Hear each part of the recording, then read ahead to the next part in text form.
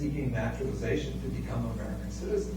So they couldn't become American citizens, and yet they had been here through one generation and then having the second generation here. It was argued by the Army that the fact that the Issei, the immigrant population, did not even try to become Americans as proof that they would not be loyal to the United States, that their loyalties were with Japan. And so the combination of all of this had this profound effect on the lives of Japanese Americans. There were basically two generations affected. The immigrants, that was one group. But among the American citizen group, there was a second generation, what we call the second generation, the Nisei. The first generation born in this country, and therefore American citizens, who were your age, who were as old as 11, 12 years old, affected by the government's orders. And then there was my generation, the Sansei generation, the third generation, all of us born in the United States, who were children at the time. So the experience of the imprisonment was different for basically the two generations. The Issei basically were forced to stop working and go into retirement or go into a life without work ahead. Because once the war was over and we returned to California and wherever we'd come from, they could not work anymore. It was difficult for them. They were old. But for the Nisei generation, who had been in college, high school, and who had just started working, they lost their jobs. They were yanked out of colleges, never got the degrees, and had no recourse. And so they spent 3 years in these prisons. They were the most affected by our imprisonment because for them, as Americans, they were very proud of being American and tried all their lives to show what good Americans they were. And suddenly, after 3 years of imprisonment, wore the label of traitor. And so for the Nisei generation, it was a shock. And they were bewildered by the whole experience, the 3 years during imprisonment and the years that followed the war. And because they could not deal with that, they chose silence. They decided there was no conspiracy, there was no agreement among them, but they just found it so shameful and felt so guilty about having spent the war years in prison that they could not talk about it. So there were families that never talked about it. The women didn't talk about it. The men certainly didn't. And in families, they built a silence around the experience. The Nisei refused to talk about their experience during the war because they felt so guilty and ashamed at having been prisoners and being labeled traitors. My generation, the children of the camps, talked all the time about it. Because I think in retrospect, as I thought about why there was that difference, we were trying to understand what that experience meant, why we were in those camps, and what that meant to us as people who lived in this country, as children who thought we were part of this country. We would, in the schools and the camps, we would do our Pledge of Allegiance, we would talk about America, talk about freedom, talk about liberty, and talk about the history of this country. But it was a foreign country to us because we were not growing up there. We were growing up knowing we were prisoners. And it became a kind of self-consciousness about our race because of our experience. And so we stopped talking to anyone other than ourselves. We would not talk to our non-Japanese friends about where we had gone or what had happened to us. In the same way our parents felt guilty and ashamed about it, we felt the same way. It was an embarrassment to say, well, I was in a prison. No one ever brags about, well, maybe nowadays, but no one ever brags about being in prison. And so for us, to talk among each other was really to try to understand that experience. But what happened with us is that as a population in this country, we were set aside, and we decided that culturally there was nothing we could do about it. And then children started being born after the war, by the late 40s, early 50s, and those children grew up during the Civil Rights Movement and were in colleges around that time. And every now and then they would hear about, rarely, but would hear some professor talk about the Japanese imprisonment during World War II, and they could not figure out what that meant. There was a professor at school down the road here at the University of Cincinnati named Roger Daniels, an historian who was one of the first scholars to write books about the internment. He and I used to talk a lot about what that whole experience was all about. He told me the story of a kid in his history class coming up to him after the war, after his class, and talking about at the end of the war, he was born in somewhere, and Daniel was asked if he had his birth certificate, and this kid became very suspicious, and Roger said, no, I just want to see what it says on your birth certificate. Rather than bring it, he told him that I was born in Reno in 1943, and Roger said, that's impossible. You could not have been born there. You need to talk to your parents. He was older than, he was younger than that birth certificate said, because his parents had doctored it. The reason for that was they were so embarrassed by the experience that they didn't want their child to think he was born in a prison during the war. And so they said Reno in 1944. And in fact, this kid was born in the camp. And it was not one of the camps that any of us wanted to be in. It was a place called Tule Lake, which was a high security camp, which meant that his family had had some problems and were sent there because it was a camp for troublemakers. And so they didn't want their son to know what his circumstances were.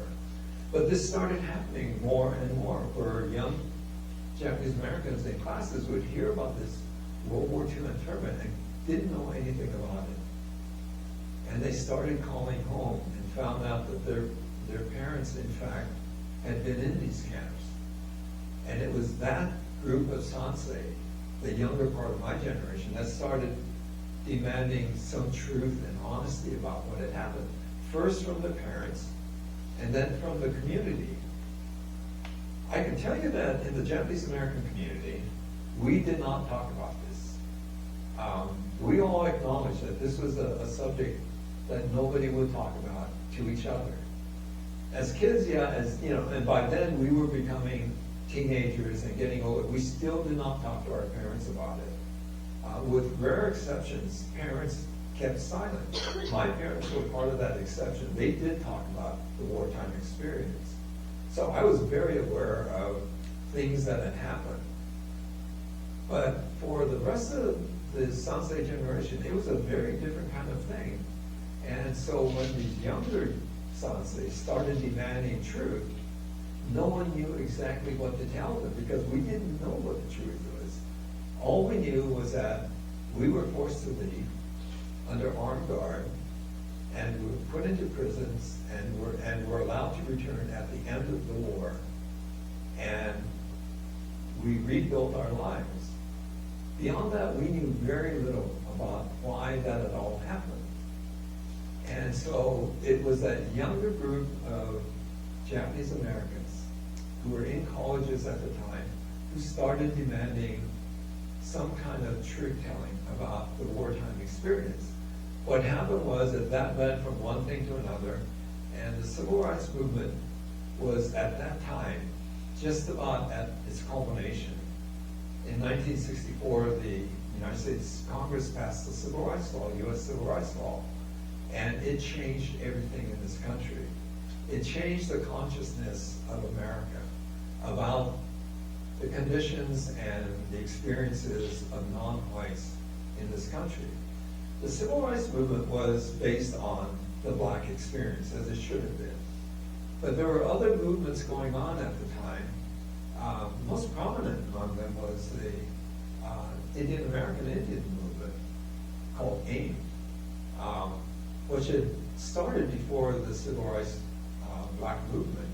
And AIM was an attempt by Native tribes to find some kind of solution to the broken trees and the situations they found themselves in after a couple of decades or centuries rather. And so while all of this was going on, here was this small group of Japanese Americans demanding something be done. And then this organization called the Japanese American Citizens League, which was is a civil rights organization, the oldest, as Jackie said, the oldest and largest Asian American civil rights organization in the country, started a policy to examine what had happened and why. And it was done with a resolution introduced by a man in 1970 at the JACL's convention. And the resolution was kind of like a Miss America comment about what would you do if you're selected Miss America and you get the usual answer, I want to try to create world peace. And it was a very altruistic kind of resolution that talked about the injustices against blacks, against Native tribes, against all these other groups. And tucked in there was the World War II internment of Japanese Americans. That's the one that's stuck on the wall. Throw all that up, and that's the one thing that stuck, for obvious reasons. The JACL took that as their action for the next 2 years. It became part of the plan of the JACL to discuss this issue and to try to find resolution to it. That eventually turned into a program called the JACL Reparations Program, which sought to find a way to resolve the issue. By 1978, that program had changed to be called, the committee was actually the Reparations Committee, became the Redress Committee, to reflect the more altruistic goals of the program, which were to rectify somehow the imprisonment of Japanese Americans during World War II and somehow deal with the losses we had incurred, and also to find a way to prevent it from happening again to any other group. That became a really important part of the thinking of the organization, which caused it to change this as a reparations issue to a redress issue, where you weren't talking only about monetary compensation as a way to rectify a past injustice. In 1978, I was appointed to chair the National Redress Committee for the JACL. At that time, it was still a program. My charge was to further the conversation, come up with ways to deal with this in discussions among the 113 chapters of the JACL, to find a way to make this have some meaning. At that point, I thought, well, we've been talking about this for 8 years. I had only been involved for 3 years at that point. And as the national chair, I had the prerogative to do what I wanted. And so I decided I was going to launch it as a national campaign. My strategy was to fight this in the media, because that was the only place we could accomplish what we sought out to accomplish as a redress campaign. We were not only after money, we were after a more important goal, which was to find some measure so this could not happen again. Which was really altruistic, especially in view of the fact that all the mechanisms were there to prevent it from happening. The Bill of Rights, the Constitution. It never should have happened in the first place, but it did. And so how do you stop it from happening again? I had two goals. One is I knew that virtually no one in this country knew that this had happened. It wasn't being taught in schools. Professors at universities weren't talking about it because they didn't know about it, most of them. And those few people who did know about this thought it was the right thing to have been done, because they said, well, you know, you guys bombed Pearl Harbor, so what else could we do? You guys were guilty. And I would always say, you guys, I was 2.5 years old, how was I guilty? You know, I might be precocious, but I could not fly a plane at 2.5. You know, can't see over the steering wheel. And so, what I was trying to do with that campaign to educate the public, one was to make the public understand that it was an injustice committed against American citizens. And those who were not citizens, were legal residents in this country, had been for almost 50 years. And so this was an issue that became not about us, but about the Constitution. And the question that always lay out there in the discussions I had, all the arguments I had about this was, so do you value the Constitution? Does it mean anything? Or at the whim of any leader in this country, can you just ignore it? Because in times of crises, the Constitution has to have meaning. You know, in good times, you don't even worry about it. You don't talk about it. But it's in times of crisis where it matters. Because if the Constitution doesn't stand up then we're in trouble as a nation.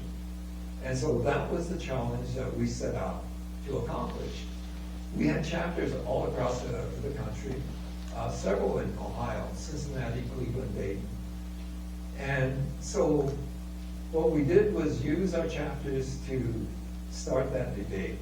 I started it at the national level with the major newspapers and broadcast news outlets around the country. And all the reactions initially were negative. And, you know, I mean, that was expected because everyone thought what happened was proper. After all, we're the ones who bombed Pearl Harbor. So the argument sort of morphed into other areas to talk about the idea of citizenship, of what it means to be an American.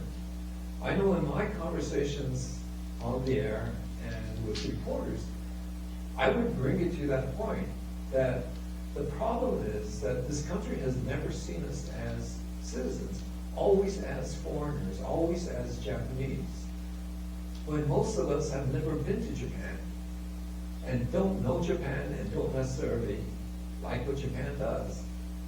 And so it became as much an argument about the value of American citizenship, both for us and the way others perceived us, as much as it was about the action of the government and the creation of a national policy based upon a regional bias, a regional prejudice, and whether that's healthy for a nation to accept that kind of a major constitutional position, to say it's okay to do this anywhere, to any group, on really flimsy and arbitrary reasons. So the task was to make this a national issue, which we did through the media. Excuse me. And we spent 2 years trying to get the country and the Congress to understand that part of the argument about the Constitution and about the value of American citizenship. We were probably the least likely group ever to do this. And at one point, I started writing down the facts of who we were and what we represented to the United States, and why this was such a crazy thing for us to do. And so this is a piece I wrote where I said, you know, imagine a time when Japanese Americans had second-class status, where they didn't feel secure in their place in this country, or when Japanese had limited rights, couldn't buy homes anywhere they wanted, when they experienced restrictive covenants and de facto segregation, when they still couldn't get reservations in better restaurants, when we were insignificant, ignored by the mainstream, by media, when the only time the media ever talked about us was when they talked about the trade war with Japan or the Chinatown gang wars in San Francisco. And it was a time when the only elected members, politically elected members, were Daniel Inouye and Spark Matsunaga from Hawaii, who were in the United States Senate, and a man named Norman Mineta, who was a